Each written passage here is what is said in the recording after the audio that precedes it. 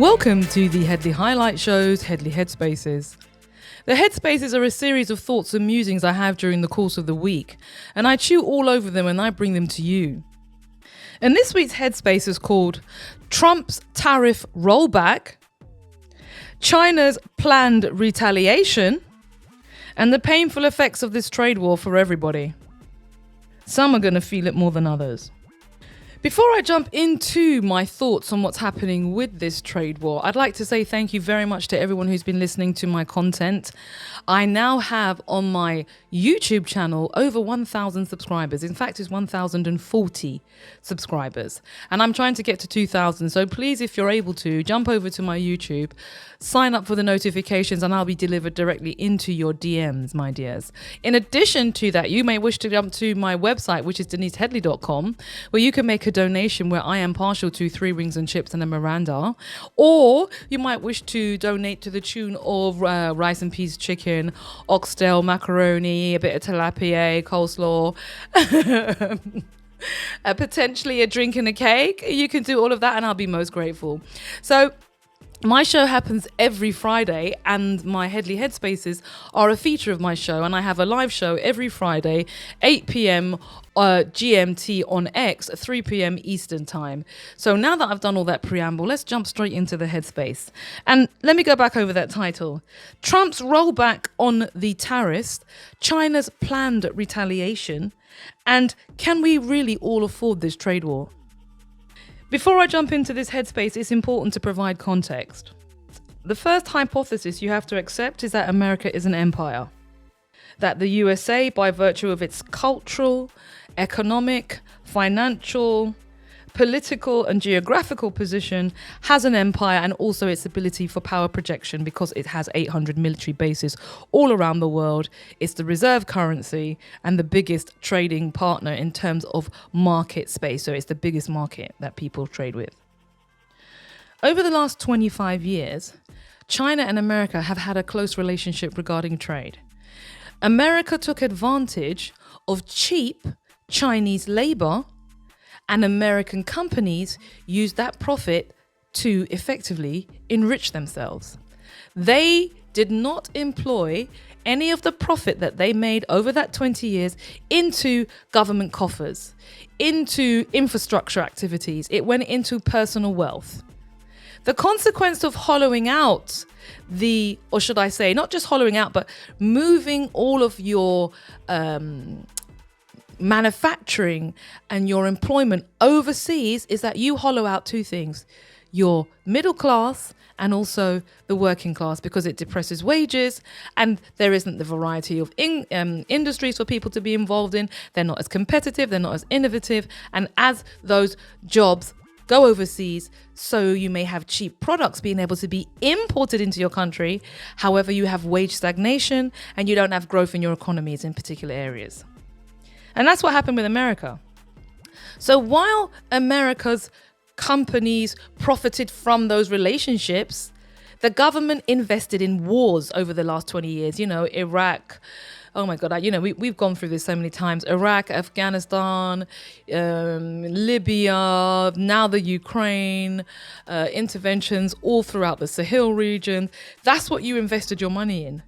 China, on the other hand, over the last 20 years, invested its money in creating alliances, out of which they became the premier country that manages BRICS and is involved with BRICS. And they also spent the surplus from using their own cheap labor, because don't forget they have a completely different system of government, which is it's one party led, and it links private and government finance. There's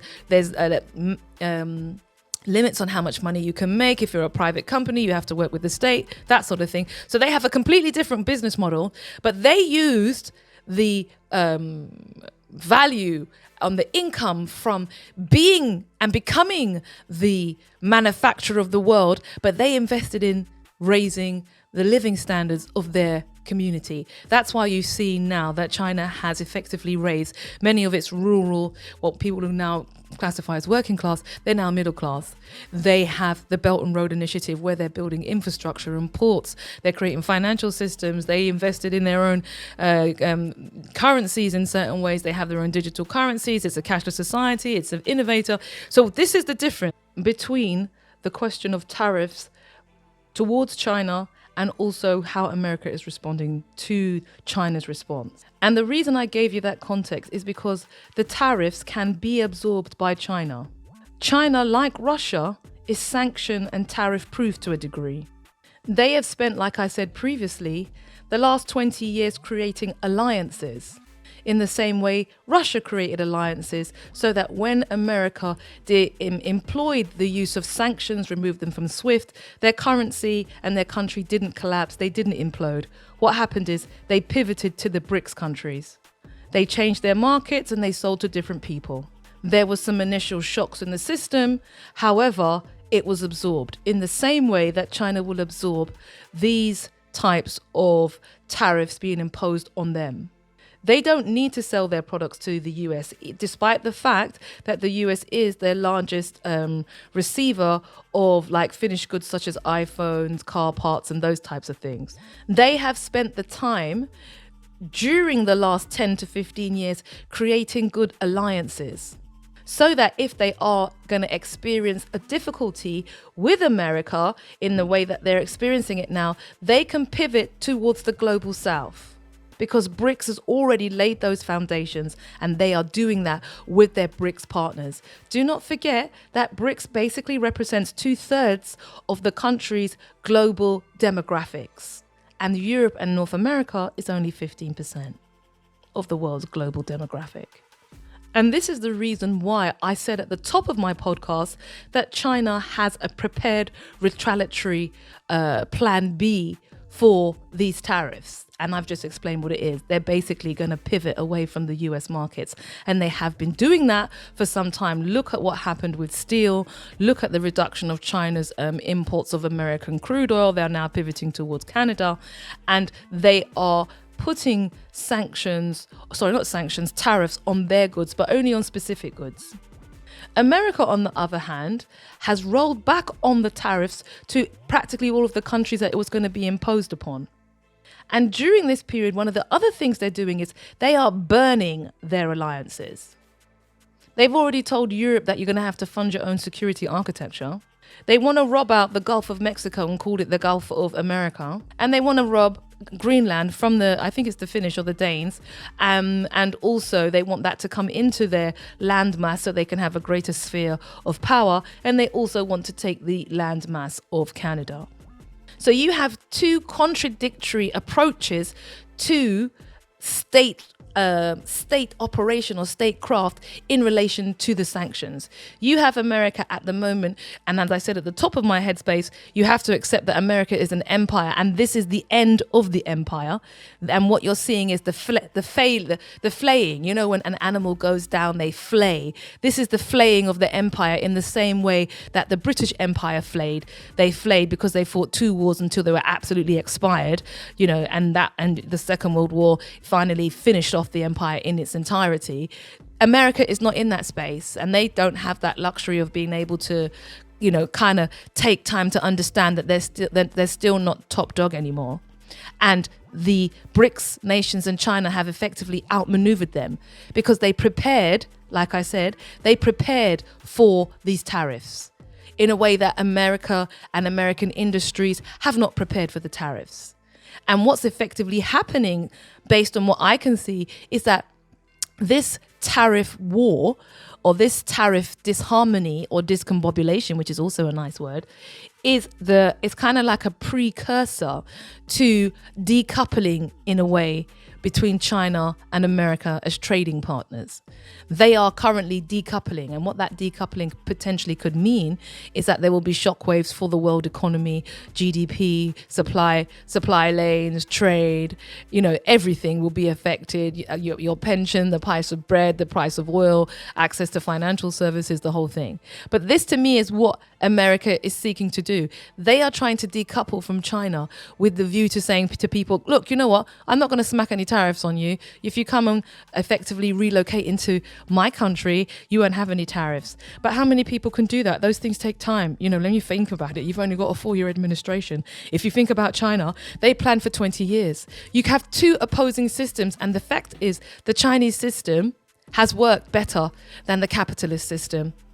It's increased more wealth for their communities. It's created better standards of living, better outcomes for people. And if you look at the capitalist system, we have gross inequity. We have a complete, look what's happened to our middle class. Look what's happened to our young people.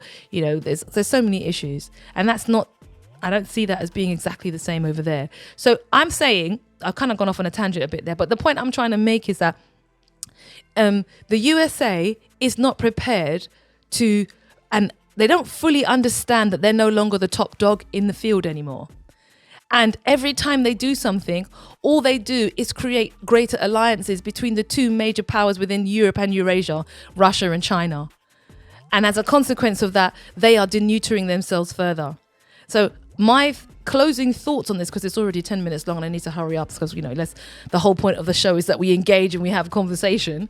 It's not just a monologue for an hour or so. But the whole point of this is that the question around tariffs, I think, is going to be more painful for the USA. I think it's going to have inflationary pressures. It's going to have pressures on the employment, and it's going to create more unemployment.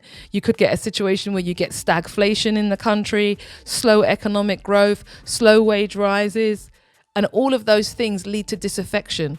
And, quite often people's sense of I can't do anything leads them down the road of more and more fundamentalist kind of leaders in terms of the politics that they choose as a consequence of getting out of there.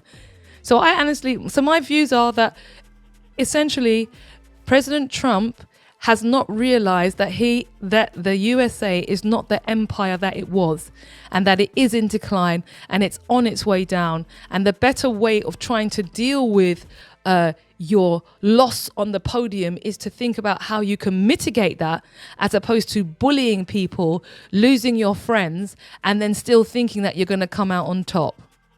So that's my thoughts on the questions around Trump's rollback, China's planned retaliation, and the painful consequence for the rest of us. Because let's face it, we're in Europe. It's gonna sting.